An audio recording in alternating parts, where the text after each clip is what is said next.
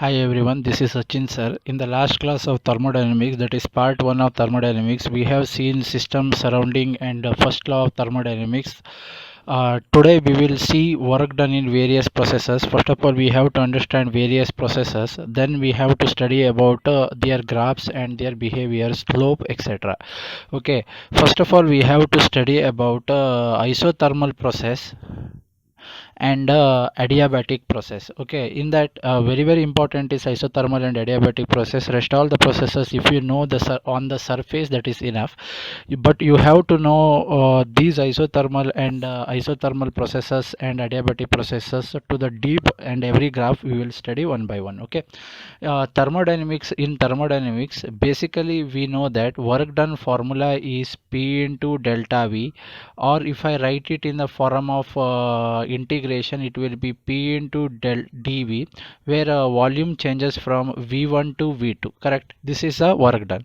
See, in first isothermal process we have isothermal process means what? It is constant T. If T is constant, internal energy will be same and change in internal energy will be 0. So work done in case of isothermal process will be W is equal to mu RT ln V2 by V1, or W is equal to mu RT ln P1 by P2. You know that P and T are inversely proportional. P and V are inversely proportional. If volume is more, then pressure will be less. If pressure is more, volume will be less. Okay, either formula is mu RT ln V2 by V1 or mu RT ln P1 by P2, where T is constant in both the work done. That means in isothermal process, temperature is same.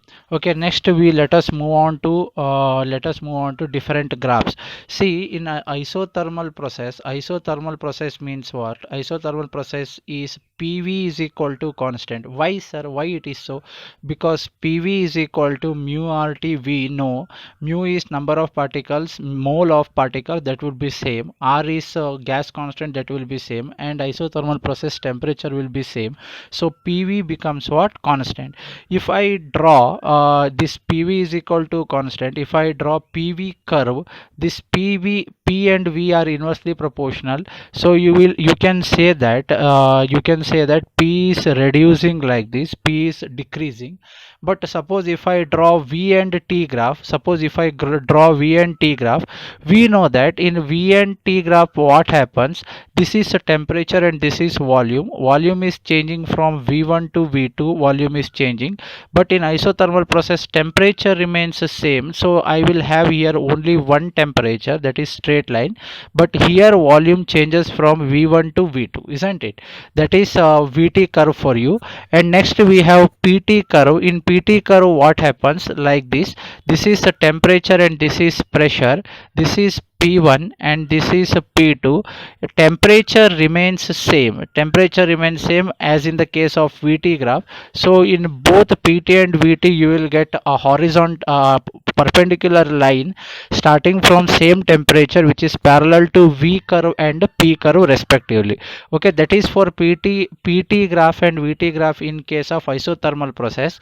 Where in the case of PV curve, what do we have? As I have told you earlier, this PV curve states that this will be decreasing like this, since this they will ask in CET, in NEET exam, what they will ask? They will ask about curve or slope of PV curve in isothermal process. See what happens. First of all, I can give you brief idea of what would be its slope and slope value for PV curve in case of isothermal process. In PV curve what happens? The curve is decreasing continuously. If I draw any slope here, since curve is decreasing, slope would be negative, isn't it? Curve is decreasing, slope would be negative. That is in the case of PV.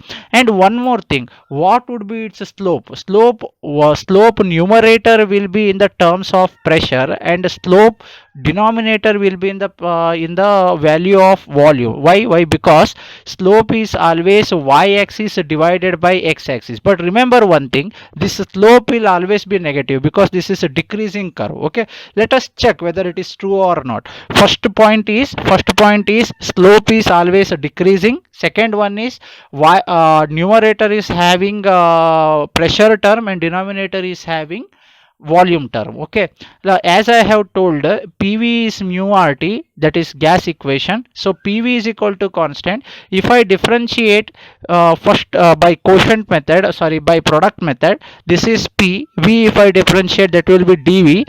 This is V, and P if differentiate, dP equal to 0. This side it is constant. Constant differentiation will be 0. So you will get dP by dV is equal to minus P by V. dP means what? This slope is having y-axis value as pressure changing and volume changing is x-axis. So it will be dP by dV, that will be your slope. Slope value, as I have told you, it will be minus P by V, isn't it? Slope value is what? dP by dV is minus P by V.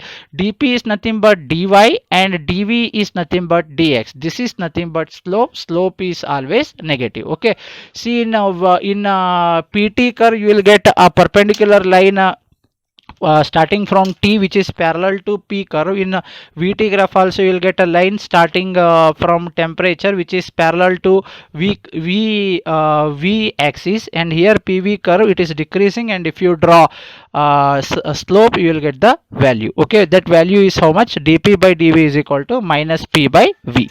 Okay, yes. Next let us move on to adiabatic process. As we have know that adiabatic process is nothing but a process in which heat change will be zero. Heat change will be what? It will be zero. So again in as I have PV is equal to constant in isothermal process, here I have PV raised to nu is equal to constant. This gamma or nu is equal to constant.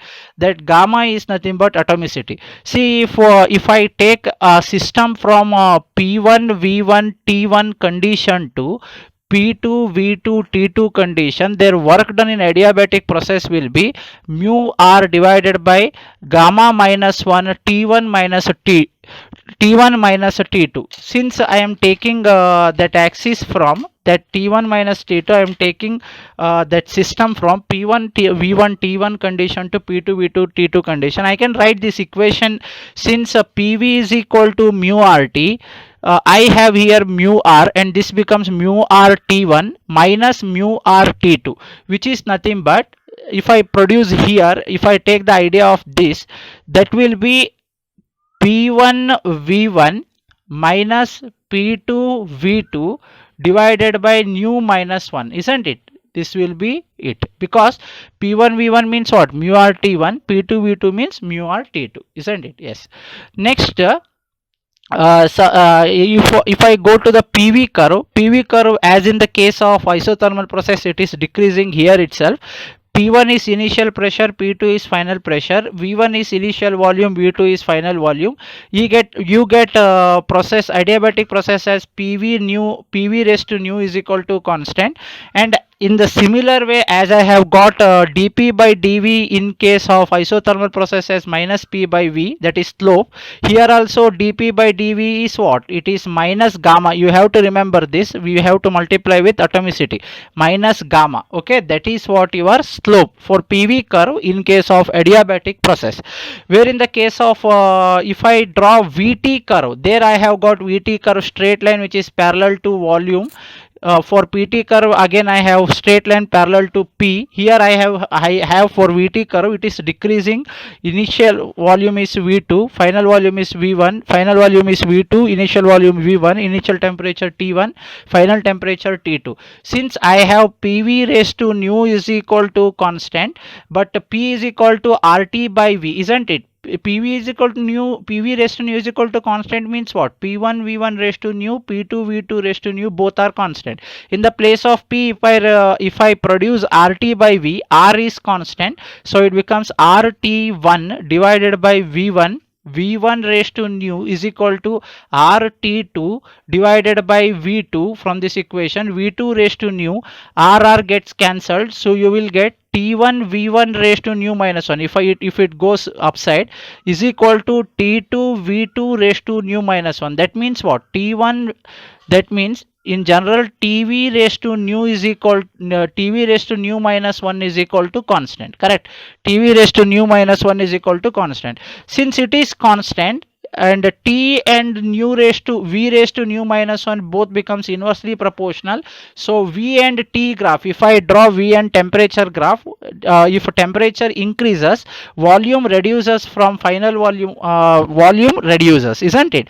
Or if I move from final temperature to initial temperature, volume increases, like that. Okay, yes. Here what happens in case of what, in case of PV curve, PT curve, in case of PT curve of adiabatic process, what happens? You have to tell me in comment. Okay, this is homework. Homework. What happens in PT curve for adiabatic process? Whether it increases or decreases. If it increases, how it increases? If it decreases, what is the reason why? Because it is you have to give the perfect explanation about why it is increasing or why it is decreasing. Okay, yes. Okay, in the next class we move on to heat engine concept, and we let us solve some problems, numerical problems on this. Okay, first you have to explain this curve, and this is for homework. Okay, PT curve, that you have to understand properly. Okay, thank you.